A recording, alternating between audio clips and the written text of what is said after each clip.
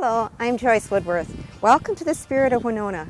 I'm currently in front of the Winona Athletic Club, which has been a very important civic and fraternal organization in Winona since 1895.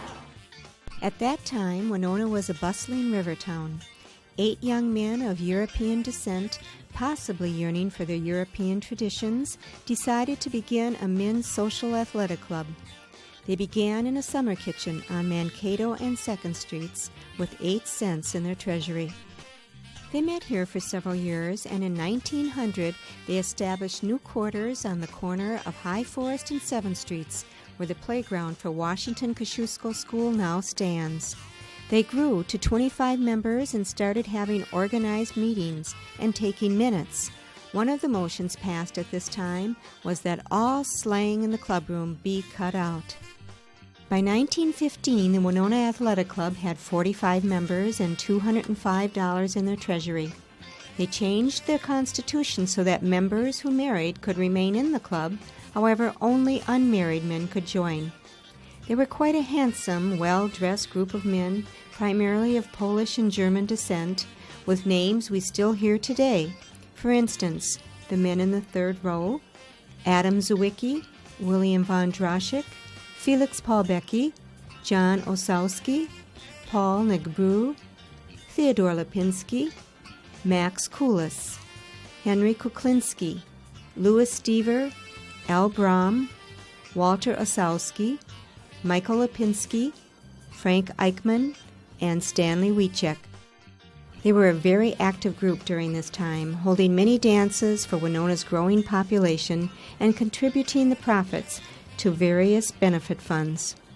At the end of World War I, an organization of 31 men called the East Side Athletic Association, whose sole purpose was to promote baseball in the East End of Winona, joined with the Winona Athletic Club, and the club became officially incorporated on January 6, 1920. In 1921, the club moved to larger quarters next to where the current building now stands. They built 4 bowling alleys, and bowling and baseball became the foundational athletics of Winona Athletic Club. Because of the popularity of bowling during this time, the club grew to 1,000 members by 1930. Married men were now allowed to join. The athletic club band was formed, and more space was needed. Despite the fact that the Depression era was upon them, the fraternal bond was strong, and $4,100 was raised to purchase the land on the corner of Mankato and 5th Street from Peter Boob Estate. Money was borrowed from the members at 5% in the form of bonds to pay for the $57,000 it cost to build this athletic club. Before the year was out, an additional $10,000 was raised, and 6 bowling lanes were constructed in the basement. This building was built in 1931. The entrance was actually meant to be in the center of the building with 2 symmetrical wings on either side. However, it was the Depression era and funding wasn't quite there, so they settled for half of the building. Let's go in and find out what went on in the past in this organization and what is going on here today. I'm sitting here with Frank Coulter, who I know everybody in town knows because they've seen Frank many times on his bicycle riding in parades, the Steamboat Days parades, and he just told me that he has ridden in 42 parades, so 42 Steamboat Days parades. Is that right? Never missed one. Is that right? Yeah, never, yeah. And you owned Coulter Bicycle Shop for a long time. About 50 years, yeah. Is that right? Yeah. And you've been a member of the Winona Athletic Club for a long time, haven't you? Since 1937, yeah. Is that right? Yeah. Now I see there's a board over there with everybody's names on who is a member, and you're number 4. Yeah. So what does that mean? Well, see, when you get the lowest, oldest 10 oldest members, they're life members, and they don't have to pay dues anymore. Oh, so you're lucky. You're not paying dues anymore. No. Yeah, but they were only $5. Oh. I just love riding in a parade.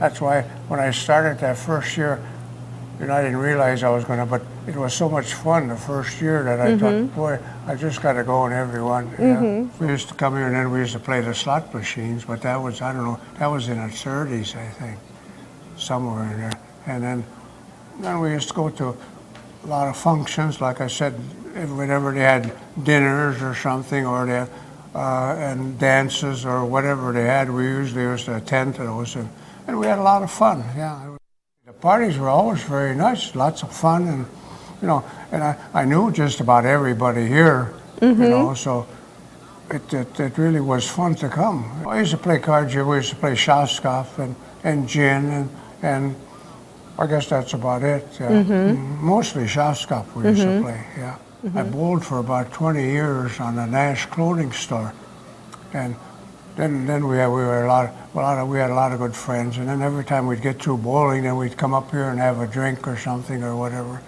I'm currently standing with Terry Howell, who is the manager of the Winona Athletic Club. Hi, Terry. Hi. Welcome to the Spirit of Winona. Glad to meet you. Nice to meet you, too. Terry, how long have you been the manager of the athletic club? Well, I've been the manager since 1991, which is 10 years. I've been an employee here since 81, so I'm going on 20 years. Have you seen much change over those 20 years? Actually, yeah, I've seen Rocco's Pizza come in. That was a big change for the club. I've seen the new lanes that we put in just this past summer. We resurfaced the lanes. That was, we stuck like $40,000 into the lanes. Terry, tell me about the bowling alley. Do you get a lot of people from the public in the alley? Actually, we have open bowling now starting in March. We're going to be open Saturdays and Sundays. And they're talking about opening it up for the summertime.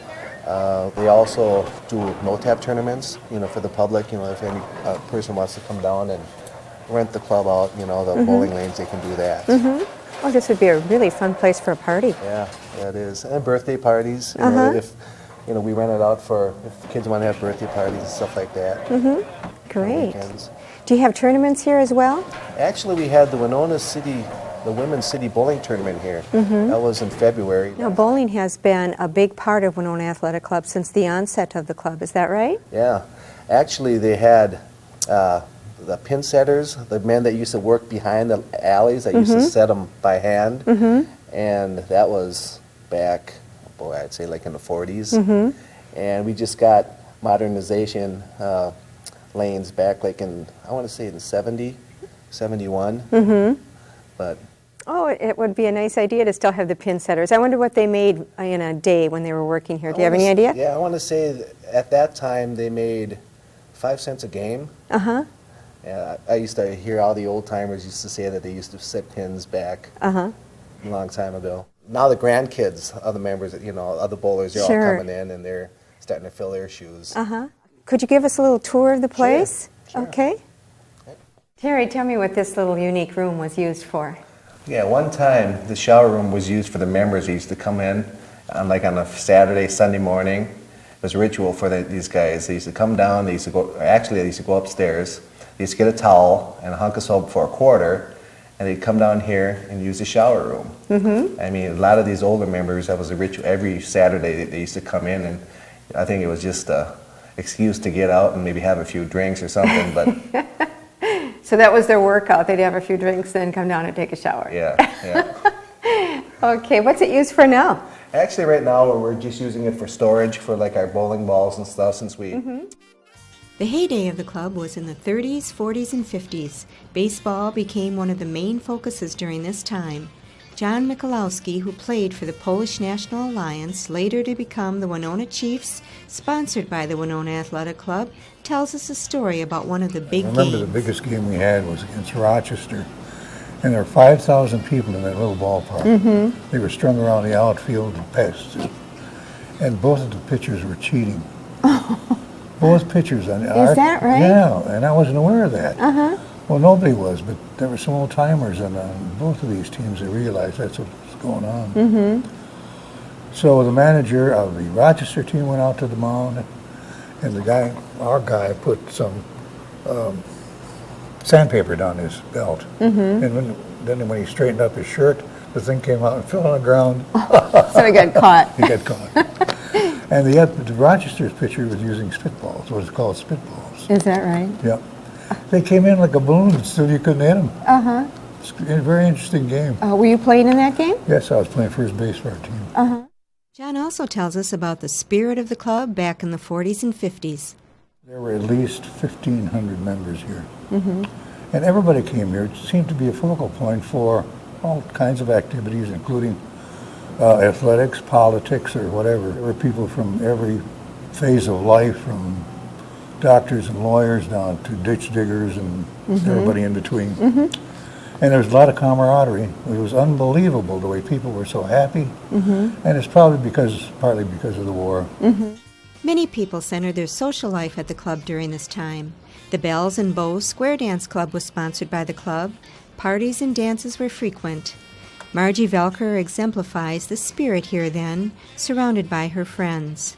Mrs. and Mr. Julius Gurnis, Mr. and Mrs. Robert Pranzinski, Carlos Walters, Mrs. and Mr. James Stoltman, her husband James Velker, and Mrs. Carlos Walters. Concern for the members in this fraternal organization became apparent during this time when a benefit association was formed, providing $200 for a beneficiary within 24 hours upon the death of a member. John relates another story about the care and concern members receive at this organization. I was playing baseball here with the PNAs, and my brother had a very bad case of asthma. The doctors recommended him to go to Arizona. I was elected out of a large family to accompany him down there. And the guys at the athletic club said, no, let somebody else go. We'll pay the expenses. And our family was proud enough to say, well, thank you anyway. We'll have someone else go. We'll pay the expenses. I thought that was a nice thing. I thought that was one of the nicest gestures that I experienced personally with the people of this club. Yep. They take care of their members. They sure do, absolutely. Great. To this day, I think they have a visiting committee. When people get sick, they have someone to go see. Is that right? That sort of thing, yeah. Very, very nice. I'm currently sitting with Dwayne Bell, who is presently the president of the Winona Athletic Club. Hi, Dwayne. Hi, Welcome how to are the you Spirit doing? of Winona. Well, thank you very much. Good. Dwayne, tell me about what's going on at the Winona Athletic Club today. There's a lot of things going on. We do have a huge hall upstairs, and the hall we do rent out for weddings, dart tournaments. We do have some pool tournaments upstairs. We have anniversaries. You just about name it, people want to rent it. And the hall upstairs will sit about 350 people, so it's a good-sized hall. On the way to the upstairs ballroom, we pass a room from a bygone era. The ticket window and the opening for handing the coats through are still intact on the outside, but the inside of the coat check room is now used for storage. The stalls once used for fedoras and feathered hats, now sitting empty or holding cleaning supplies. Okay, Terry, now we're on the second floor of the athletic club, and tell me what this room is used for currently. Okay, this is our reception hall. We hold a lot of weddings, banquets, benefit dances. We charge $300 for a non-member, $250 for a member. Anybody can join for $20. That way they can get a little reduction in cost. And we have a bar area here. We have a stage where if people ever want to get a DJ or a band, they can do that. We have a kitchen over here. Actually, they have to provide a licensed caterer, but...